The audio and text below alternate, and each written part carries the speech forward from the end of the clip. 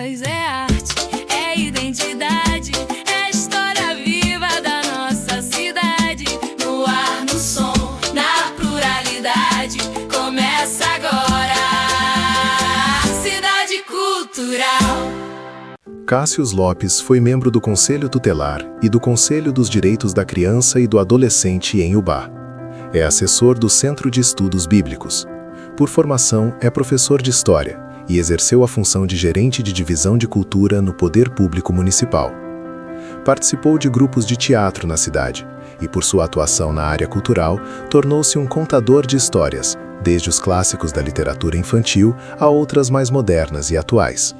Atualmente, é professor de História nos anos finais do ensino fundamental do Estado e regente de turma dos anos iniciais do município.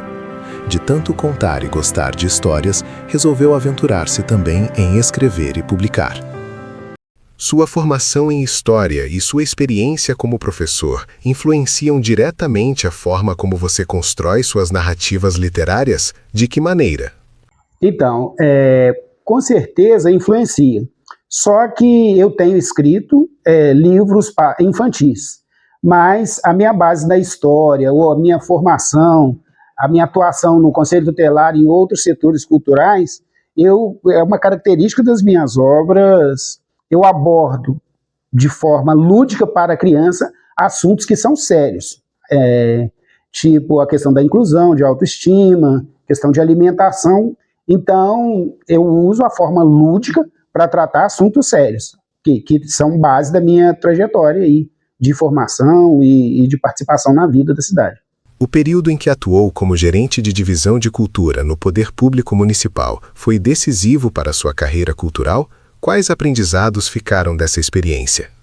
Então, olha só, a minha participação na Secretaria de Cultura já foi fruto da minha vida cultural, né, por eu ter participado de oficinas artísticas na cidade, ter participado de grupos de teatro, e aí esse reconhecimento levou a um convite para eu participar da Secretaria de Cultura. Fui gerente da divisão de cultura um tempo.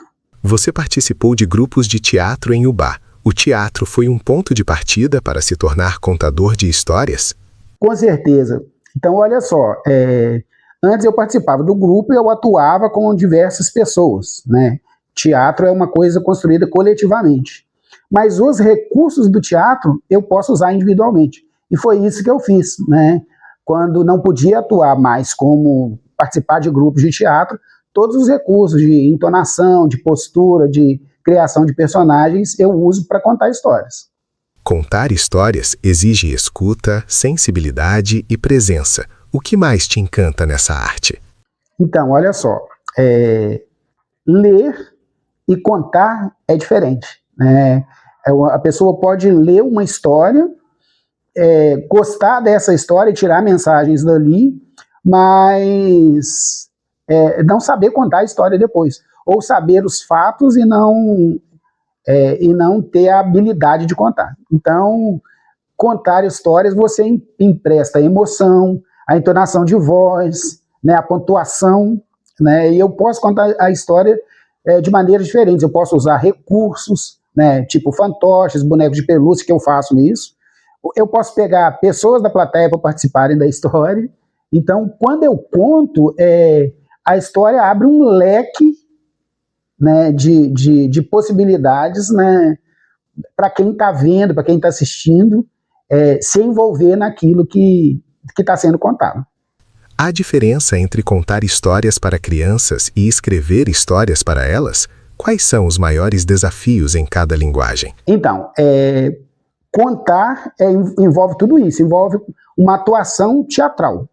Agora, escrever, você tem que criar uma história, né, o texto, de uma forma que passe uma mensagem que a criança vai ter que interpretar, a criança vai ter que entender a mensagem colocada ali. Então, eu não posso criar um texto teórico. Por exemplo, eu vou falar de inclusão para criança, mas eu não posso fazer um discurso de inclusão teórico para uma criança de 8 anos. Então, eu crio uma fantasia, né? Igual neste primeiro livro, ele fala disso, né? Um pirata, um personagem criado, né, que tinha vergonha de usar prótese, até ele saber que outras pessoas usavam prótese também. Então, a gente não tem que ter vergonha das nossas características pessoais. Mas eu vou dizer isso para a criança de uma forma lúdica, de uma forma de fantasia, de criação de uma história colorida, né, com personagens que já chamam a atenção de uma criança, né, um pirata, o que um pirata vem fazer em um bar? Né? Então, você desperta a fantasia e no meio da fantasia você dá o recado sério, né, que cada pessoa tem a sua característica e que a gente não tem que ter vergonha disso, ou ter uma autoestima baixa, ou ter qualquer conflito por causa do nosso jeito de ser. Cada um tem que ser feliz do jeito que é. Como nasceu o livro João Pé de Feijão e Raira enfrenta Nicolau, o pirata da pena de pau? Houve alguma inspiração pessoal ou vivência específica? Houve sim. Né? Eu sou uma pessoa que me inspiro no meu entorno. Então a Raira é uma criança que existe, é como se fosse o livro, ele tem um personagem de ficção, mas existe uma criança, existe uma menina que existe, que se chama Raira, e que realmente usa prótese desde os 3 anos de idade. Né? E a Raira me pediu para criar, eu havia escrito, ela leu outras coisas que eu já havia escrito, e falou assim, não, você escreveu para outras pessoas, você tem que escrever uma história para mim. E ela não sabia o que seria a história, e eu também não. Mas como fui desafiado, eu criei uma história para ela. E o João, o livro do João Pé de Feijão, ele é uma história baseada numa regra de merenda escolar das escolas do município. E o João foi meu aluno. Ele realmente, na repetição da merenda, na merenda escolar, primeiro prato a criança tem que experimentar de tudo. No segundo prato ela pode escolher o que quer comer. E ele, na repetição, sempre pedia feijão, comia feijão puro. Gosta do feijão na merenda da escola. Então, alguns dos meus personagens são inspirados em pessoas com quem eu convivo. Seus personagens carregam valores como coragem, imaginação e enfrentamento de desafios. Isso é intencional? É intencional. Né? Igual eu falei no início, às vezes as pessoas pensam que por ser um livro infantil, ele tem que ser ingênuo, ou tem que ser divertido, só tem que ser contos de fada ou coisas assim. E os meus livros não. Eles são livros, a estética é de livro infantil, mas os recados tanto podem ser para crianças quanto podem ser para adultos também. Um adulto que pegue os livros que eu escrevi e leia, ele vai entender que tem recados ali para ele também. Né? Por exemplo, a questão de alimentar-se bem, da melhor maneira possível. É para criança, mas é para adulto também. E eu não consigo fazer, vamos supor, se eu tiver um filho, eu não consigo fazer o meu filho comer direito se eu como errado. Entendeu? Então, tem vários recados para adultos também. Essa questão de autoestima que aparece aqui, né? O pirata não gostava do seu jeito de ser. Recado é para adulto. E a Raira é uma menina que lida com problemas de adulto, né? Com questões de adulto. Né? A questão da própria autoestima, a questão de ter que usar uma prótese, de ter que avaliar constantemente o uso da prótese. Né? Ela enfrenta desafios e enfrenta isso com alegria de viver. Como você enxerga o papel da literatura infantil na formação crítica e emocional das crianças? Então, nós estamos numa sociedade que as pessoas já vão se tornando frias. Né? A tela azul, os celulares foram criados para facilitar a comunicação e estão criando afastamento entre as pessoas. Então, o livro físico, o contar histórias é para despertar nas crianças de novo o hábito de ler, de escrever bem, de criar suas fantasias e não de receber mensagens prontas, igual a gente vê as coisas de... Né, eu vou te dar um exemplo, né? A criança vê uma dancinha do TikTok e sai reproduzindo aquilo sem saber o que está sendo falado no teor daquela música. Então, fazendo gestos que não deve, né? Ou fazendo coisas com o próprio corpo que não deveria. E aí, a leitura, a escrita, né? A interpretação de histórias voltadas para o público infantil superam essas coisas. Né? A minha tentativa é de incentivar as crianças a voltarem a ler, a criarem as suas fantasias, a brincarem com coisas que realmente despertem uma imaginação e não despejam, às vezes, conteúdo que elas não deveriam receber. Atuando hoje, tanto nos anos iniciais quanto finais do ensino, como você percebe a relação das crianças com a leitura? Então, hoje, também por causa dessa comunicação rápida de internet, as pessoas estão perdendo o hábito de ler algo que tenha mais do que 3 parágrafos. E nesse caso, o contador de histórias ajuda, porque eu leio uma história, quando eu conto histórias, não são as minhas histórias, né? Eu leio um texto todo, eu aprendo e depois conto, para mostrar para as crianças isso, que você lê, você tem que entender o que está sendo dito, e depois você conta aquilo, né? Hoje há uma necessidade de nós incentivarmos as crianças a gostarem de ler. Ler pode ser divertido, é divertido, né? E melhora o vocabulário, melhora a sua escrita, né? Que antes de escrever um livro ou uma história, eu tenho que ser um leitor, eu tenho que formar a base cultural para depois eu criar minhas próprias histórias. Então, incentivar tanto as crianças quanto hoje os adolescentes a lerem é uma coisa muito importante. A escola ainda é um espaço fértil para a cultura e a literatura? O que precisa ser fortalecido?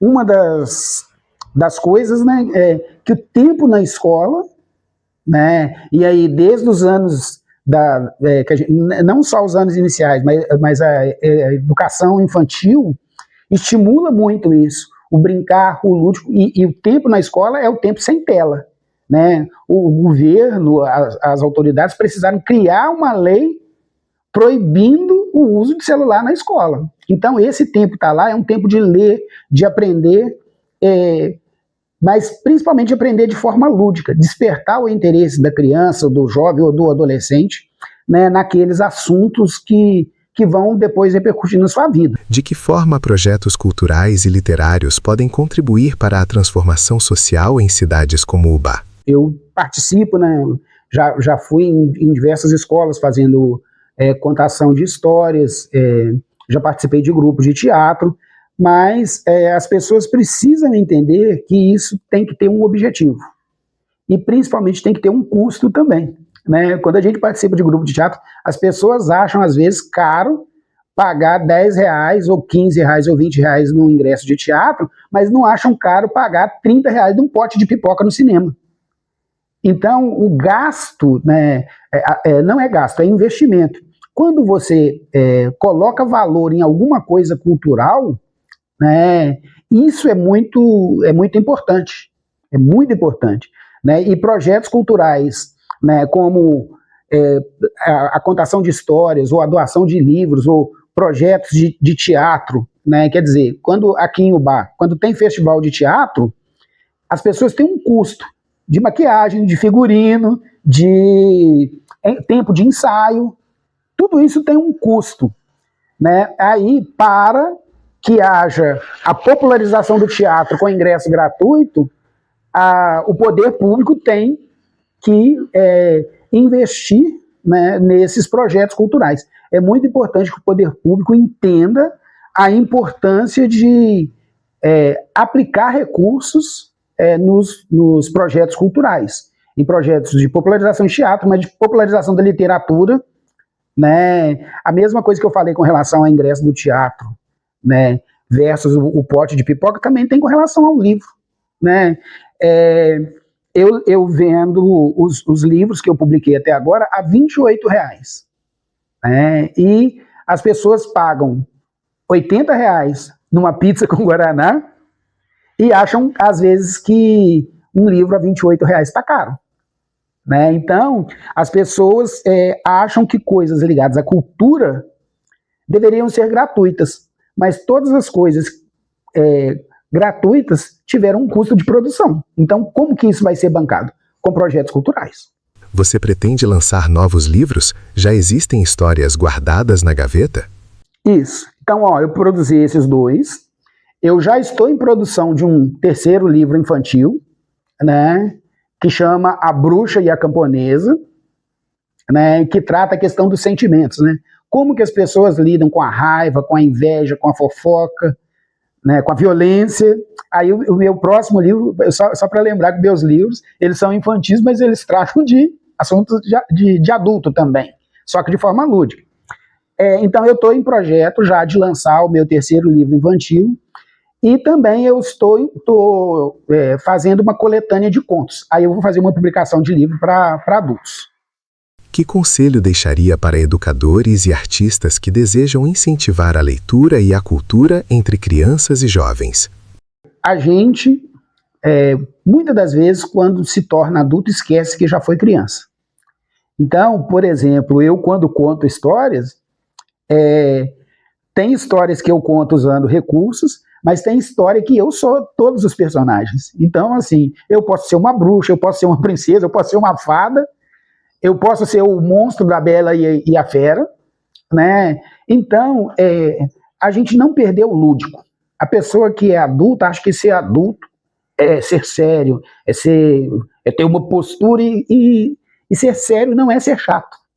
Você pode ser uma pessoa descontraída, uma pessoa que trabalha com o lúdico, uma pessoa que desperta a fantasia, o jeito de despertar o interesse das crianças para as coisas, ou até para os adolescentes também. Você tem que ter uma chave que desperte o interesse daquela pessoa para o que você está fazendo, né? Então, nós educadores, a gente tem que usar de diversos recursos, a gente chama de recursos pedagógicos, para trazer aquele grupo que você está trabalhando para o assunto que você quer tratar, né? No meu caso, é questão de história, mas as outras matérias também para isso.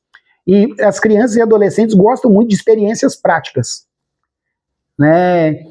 Se você der só teoria, a educação bancária que a gente fala, né? Você entra na sala e despeja a teoria, corre o risco de você não conseguir despertar a atenção dos jovens. Então, eu sou a favor do lúdico, do pedagógico, da coisa engraçada, de ser... não tem que ser chato. Ser sério é diferente de ser chato, né? Então, se você tem uma proposta séria, você pode trabalhar essa proposta de forma lúdica. Para finalizar, o que significa para você ser um agente cultural na cidade de Ubá? Então, olha só, eu sou autor, muitas pessoas me conhecem como professor, ou por causa da política e por causa de outras coisas que eu participo. Então, eu fui trabalhar na Secretaria de Cultura por eu ter uma atuação na área de cultura. Ubá tem muita gente boa, atores, atrizes, cantores e gente que escreve e que às vezes não é tão reconhecida por aquilo que faz. Então agora eu me apresento, né, como escritor também. Eu publiquei 2 livros e já tenho outros em projetos, né? As pessoas que interessarem em adquirir esses livros podem fazer contato comigo pelo meu Instagram, pelo Facebook ou pelo WhatsApp, e eu vou ter o maior prazer de entregar esse material, né? Esse do João Pé de Feijão tem até um recurso pedagógico aqui de como que as pessoas podem aproveitar o meu texto para poder dar aulas, né? Um marcadorzinho de página, que isso não tinha no primeiro livro, né? Então, como agente cultural, eu quero dizer para vocês que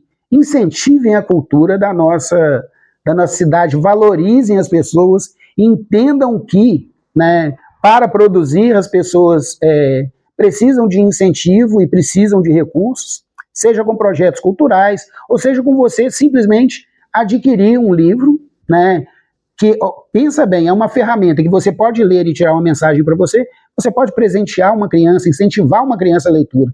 O tempo que você destinar a uma criança a ler um livro infantil, você está tirando ela da tela do celular. Essa coisa de entregar o celular para as crianças, para elas darem sossego, né? Nós, se queremos ter jovens, adolescentes, crianças que tenham uma possibilidade de um futuro melhor, nós temos que dedicar algum tempo a essas crianças. Eu dedico parte do meu tempo escrevendo, contando histórias, despertando o lúdico, né, e participo da vida cultural da cidade, e queria dizer a vocês que incentivar a cultura da nossa cidade não é tão difícil assim, não é tão custoso, não é tão caro.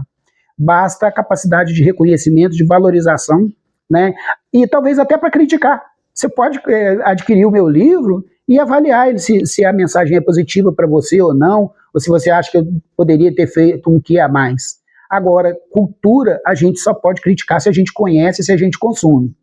Então, vai assistir um show na cidade, assista ao cinema também. Eu não sou contra o cinema, mas eu estou querendo só dizer da valorização que a gente tem que ter nas coisas da nossa cidade aqui, né, da cultura, da música, do teatro, da dança, né?